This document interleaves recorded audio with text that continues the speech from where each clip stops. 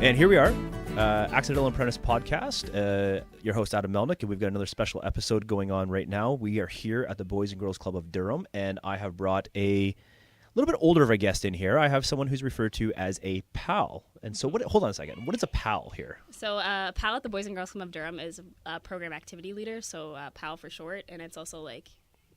you're a pal, right? It's a nice moniker, yeah. Kids, yeah. Okay, excellent. And I'm being told your name is Woody. And where did that come from? Yes, well, I don't know if you've ever seen that movie, Toy Story. It's one of my favorite movies as a kid, and that's how I got the name. My brother's name is Buzz, and hopefully in the future when my sister works here, we're going to name her Bullseye. So...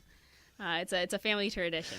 So we're having a conversation about bullying, and we've pulled in a lot of the resident experts have come through here today, and they've shared some things with that.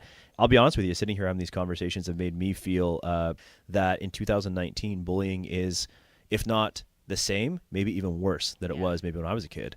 What have you seen in terms of some of the things they're dealing with in terms of bullying? Like, what's the most common thing you're seeing come across in terms of bullying? I think, at least for my kids, I work with grade 3s and 4s, and they're not really on social media as much. So I don't really see the online bullying that you'd see in the older grades. I see a lot of like alienation. So a kid will like do one thing that they think is really, really cool, and they'll alienate basically any other kid from that group. So I see a lot of that, like, you can't play with us type of thing. That happens a lot. Man, and what's the impact look like on these kids? Well, they're like, hey, like, why is this kid doing this to me? And I'm like, listen, like, that kid has not got good values. And I'm like, you don't want to be that kid's friend. Like, and how do you feel like as a pal? I mean, the kids probably look to you as you're the adult. Like, you're the one, we've heard it over and over again today, that tell an adult, tell a teacher. So you're going to be, as a pal, you're going to be the first one they're going to run to, especially because you're not a teacher, you're not an adult. You're that gateway person. Because also we heard a lot, tell someone older. They felt really comfortable saying tell someone older. How do you feel when you address that situation and you don't see it change? It's disheartening. We can do so much at Boys and Girls Club, and we do bring it up to our supervisors. We have long bullying talks, and sometimes it makes a difference, and sometimes it doesn't. And I think it stems a lot from like parents and what parents instill in their values at home. And at least when we come here, we try to instill a value of it's okay to be different. And you see that throughout all of the pals. We are big characters ourselves. And I think we show every kid that it's okay to be different. It's okay to be flamboyant in whatever way you want to be. And it's okay to stand out. And if not everyone likes you, that's all right too. So you're helping them build confidence. Some people would call it mechanisms and all that, but it's not. It's confidence, right?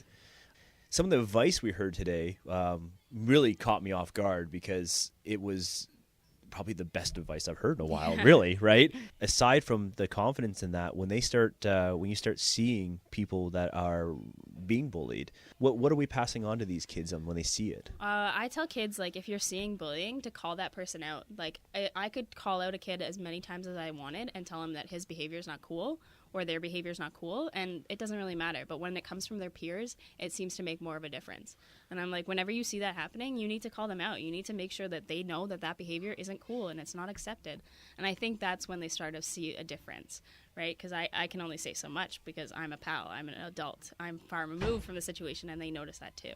So when they hear other kids their age say that, oh, okay, this behavior is not cool, they're going to stop doing it more and more. Have you yourself ever been bullied? I have. I went through a period in, like, I think it was grade 5 that I was bullied pretty heavily. But I got through it. I was okay. I had friends that I could lean on. And I know the people that bullied me today aren't doing so well. So I kind of just look at it as, you take the high road. You deal with some bullying as a kid. And you get through it as long as you have people to support you. You know, my teachers were really good at supporting me and things like that. And I got through it, and I see those people they still have those values, and they're not doing as well today. And I kind of just find solace in that, right? That's amazing. Yeah. Wow.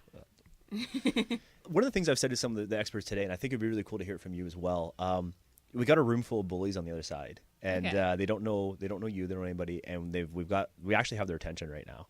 What advice or what comments could you share with those bullies that you think might shake them up a little bit or provide maybe some different views maybe? I'd say that if you think you're being a bully, take a step back and look at your behavior. You're probably hurting too, because a lot of bullies have problems not maybe at home and like other things going on in their lives, and reach out to somebody. Like, if you're having a hard time at home, or if you're having like a hard time in any aspect of your life and you're lashing out at others, like, you're hurting just as much too. So the kids that act the worst are usually the kids that need most of your attention because they have something going on. So I just say, like, you can reach out to someone just as much as anyone else can, and no one's going to make fun of you for it. Like, your teachers, your leaders, they're there for you, and they will take the time to talk to you as much as if it's someone else who is being bullied. We know that both sides, like, there's no winner in someone who is being bullied. So the bully is usually, hurting as well. So reach out. There's a mic drop. And okay, let me ask the final question. And I really love this one. A really long time ago, I worked here. Really long time ago. It wasn't for very long, but it was the job I did before I went into my skilled trades, and then the world came around, and so this is kind of cool. And man, I don't think I could have articulated that then, and I was like 19. Anyways, the Durham Boys and Girls Club is known as a good place to be. Yes. Right?